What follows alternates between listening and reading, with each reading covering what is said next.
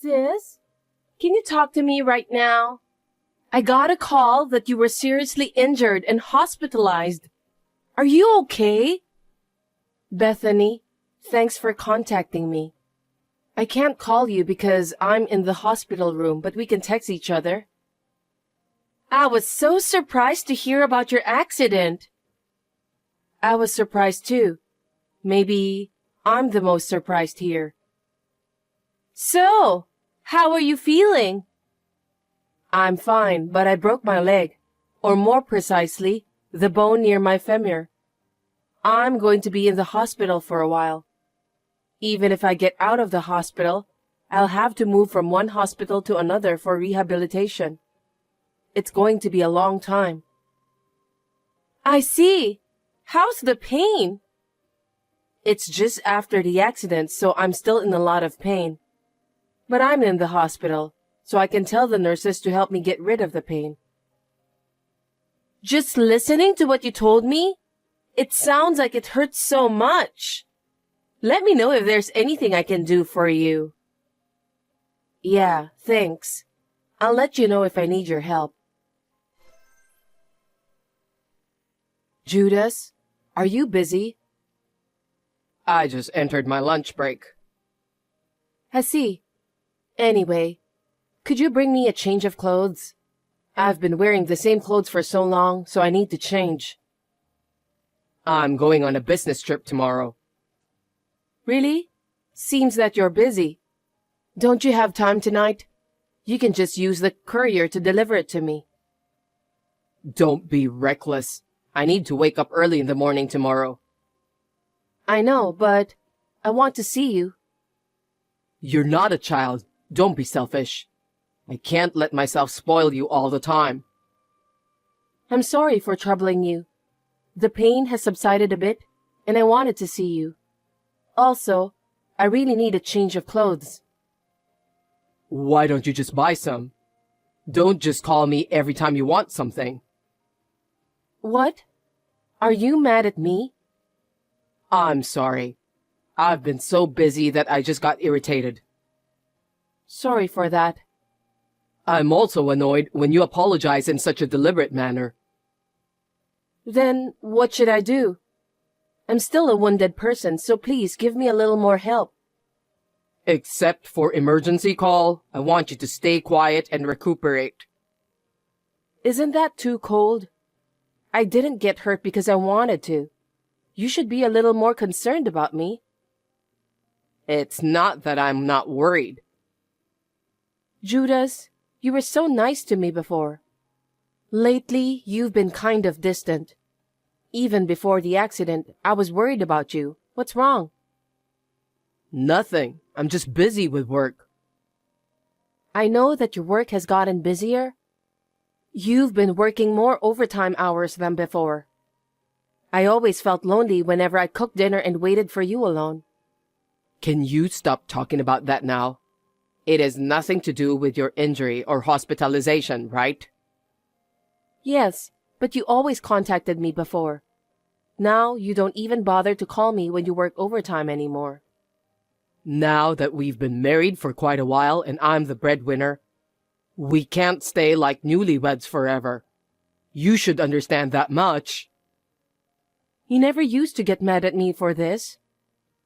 You're so persistent. Sorry. Oh, I forgot to tell you. What? I'm going on an overseas trip next week. What? At a time like this? What do you mean? I'm going to work and living my life as usual. Yes, but I've been in an accident and I'm in the hospital. Don't you have any concern for me? I do worry about you, but my co-workers invited me on a golf trip. I'm kind of living a single life now, so I said yes with a light heart. I can't believe you just did that. I'm about to go through a whole lot of rehab from now on. Then let me ask you, what do you want me to do? I can't help your injury. I also can't do the rehabilitation on your behalf. I know, but I'm mentally damaged too. I just want you to be close to me. You're being very childish, Rosie. I don't know how I can cope with you from now on. I'm sorry. Anyway, I'm very busy at work, so you're on your own. We've got a great concession stand now. If you need something, you should buy it yourself. If you insist so much, I won't ask you anymore. It's so annoying when you twist things like that. Just forget it. Bethany, can I have a word? Sis, what's wrong? I was wondering if you could bring me a change of clothes. If I'm available, I'll do so. Really? Thanks. I'm going to run out of spare clothes today, so I need you to bring them by tomorrow. Tomorrow? Actually, I'm going on an overseas business trip tomorrow. What? You're going abroad on a business trip? Yes, I've been promoted. I see. I'll ask Mom to do it for me then. I'm sorry. Never mind. It can't be helped since you're working too. I wish my husband could be a little more helpful. Are you talking about Judas? What happened? Yes, he's busy with work, so he wants me to buy everything I don't have enough of. But if I had to buy everything, it would be ridiculous financially, wouldn't it? I'll be in the hospital for a long time from now on. I know, but your husband is on a business trip too, right? It's no wonder he couldn't help, even if you told him the day before. What? How did you know about that? What's wrong? Nothing. I'm sorry, I don't seem very helpful either. No problem. By the way, how long are you planning to stay overseas? I'm going to be there for 4 nights and 5 days starting tomorrow. Even though it's for work, it's my first time overseas, so I'm looking forward to it. That's great. Well, good luck with your work. I'm sorry I couldn't bring a change of clothes for you. Don't worry about that.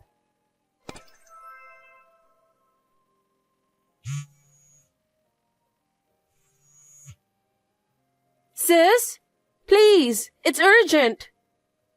Bethany, is that you? What's wrong? I can't call you since I'm inside the hospital room, sorry. You can just text me. Your husband had an accident abroad. What? I just got a call from the police. It was a terrible accident and he's dying.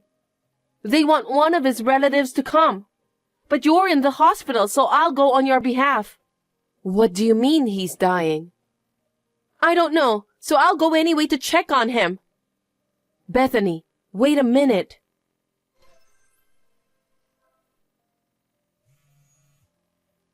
Sis? I told you I can't answer your call, didn't I? Sis, you may find this hard to believe. Your husband took his last breath before I arrived. What? You mean he died? Believe it or not, yes, that's right. Is it true?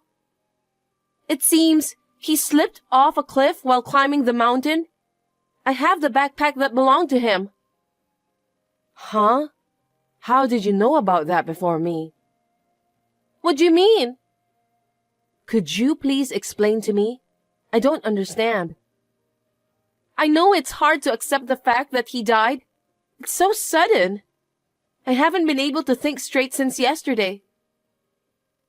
Anyway, I have a huge concern about that. What is it? I'm his wife, so I wonder why no one has contacted me to let me know about what happened to him. Don't you think that police usually call the spouse in this kind of circumstances? I don't know why that is. Isn't it because you're in the hospital? Besides, it's such a big case, and yet I haven't heard anything from his parents either. If their son died, they should have contacted me immediately, right? Something doesn't seem right. You're right. Anyway, sis, shouldn't you take care of his insurance and other formalities as soon as possible? Anyway, which police department contacted you? What was the name of the officer in charge? I can't remember. My mind is so blank. I was desperate too. I'm more concerned about the procedure. By the way, Judas said he was going on a golf trip with his colleagues. Why did he climb the mountain when he said that he was going on a golf trip? And it's funny that he even had a backpack. He doesn't bring a backpack to golf trips. Are you sure about that? And why are you here? I thought you told me that you went on a business trip overseas for 4 nights and 5 days. It was a mistake my company made. They didn't have everything ready for me, so the business trip was postponed. Anyway, that's not the point, sis. Your husband passed away. We have to do all the formalities as soon as possible. I can't believe it, because no one in my family has been notified, and no one has seen his body. Sis, don't you believe me? I want to believe you, but there are too many inconsistencies to make what you told me believable. What are you talking about in an emergency like this? Recently, Judas's attitude toward me has been strangely cold. He suddenly announced that he was going on an overseas trip.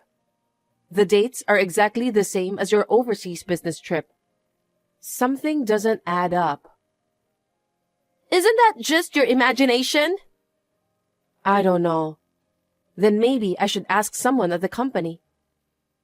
About what? Judas said he was going on an overseas trip with his colleagues from work. I wonder if anyone else is taking a vacation on the same dates. We need to check with those people about Judas too, right? I'll look into that. You're in the hospital, so it's hard for you to call and find out, isn't it? Bethany, you're lying, aren't you? Why? You're jumping to conclusions.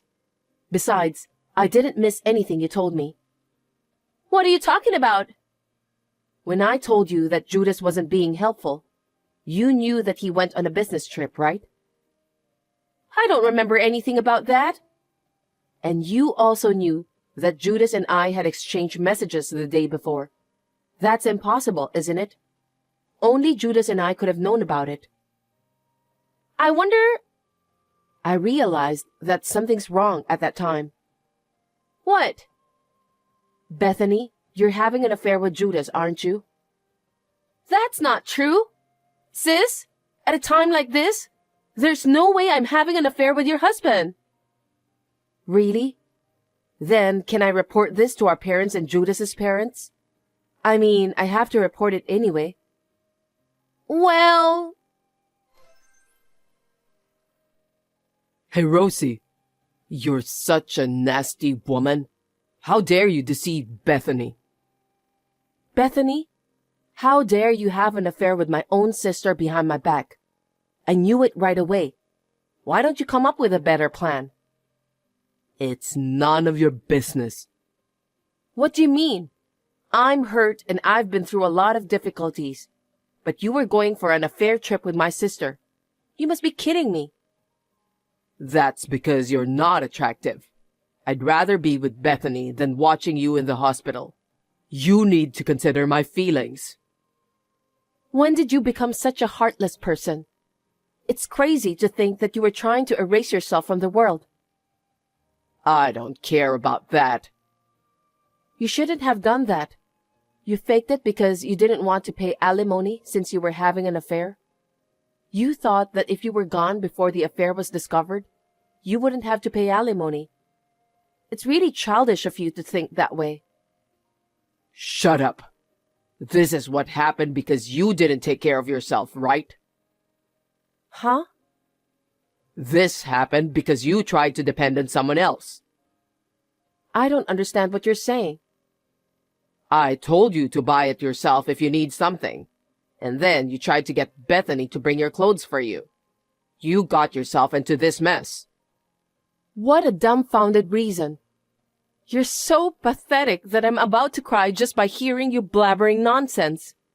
I wonder why did I marry someone like you? Well, you made your own choices and you deserve what's coming to you. I've always been the way I am. You cried and said you loved me. So I married you out of pity. And you have a good income, so it wasn't that bad. But you got carried away. That's terrible. Is that why you married me? That's right. When I heard you are going to be in the hospital for a long time, I thought you'll lose your income, so I have no reason to stay together with you. And now that Bethany is here, I had no choice but to divorce you. You were thinking about such a terrible thing? It would be a waste to pay alimony to a woman like you. That's why I thought of a way to avoid paying alimony. I didn't know you were that much of a scumbag. You were able to experience the joys of marriage, even though it was only for a little while. Be thankful for that. Hey, that's rude. A lame girl like you isn't popular among guys. You should be thanking me for getting married to you. What kind of scum are you? I'll never forgive you. I'm going to be together with Bethany. I don't need you to forgive me. Okay then. As soon as Bethany started nagging me, I contacted an investigation agency and had them gather evidence. Even this communication is one of those evidences. Investigation agency? Yes, that's right. I have a picture of you and my sister walking happily, holding hands in the departure lobby of the airport. Thank you for leaving us so much evidence. I'll ask my lawyer to take care of the rest. I don't think I'll have any trouble. Look, I'll pay you the alimony. In exchange, will you plead out to both parents about what happened with Bethany? Huh? What do you mean? Both parents are furious. Even if it's good for me, I feel sorry for Bethany. She said that her parents will cut ties with her.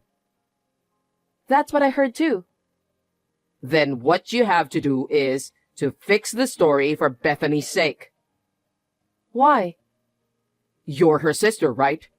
Aren't you supposed to help your sister out when she's having a hard time? Don't be silly. Who do you think is the victim here? I was seriously injured and spent a long time in the hospital while enduring pain and suffering from the rehabilitation. But you didn't even come to visit me. To top it all off, you were having an affair with my own sister. If my injuries don't heal, I'll sue you for inflicting injury. Huh? I didn't cause your injuries. You inflicted emotional distress on me when I was injured. If the injuries don't heal as a result, then you're guilty of inflicting injury, right? And of course, I'll get compensation for that. What a nasty woman. You're ripping me off. That's quite the thing to say. I'd be depressed too if you said that much. Well, I'll never forgive you and Bethany for sure. What? How could I possibly forgive you after being told that much? Luckily, I'm really glad that my in-laws are sensible people. They seem to be taking this matter very seriously. They won't even talk to me. What did they say? They say they'll pay the alimony in a lump sum and make sure you won't run away.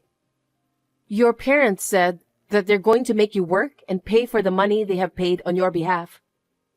Oh no. I've given my parents-in-law the contact information for the lawyer.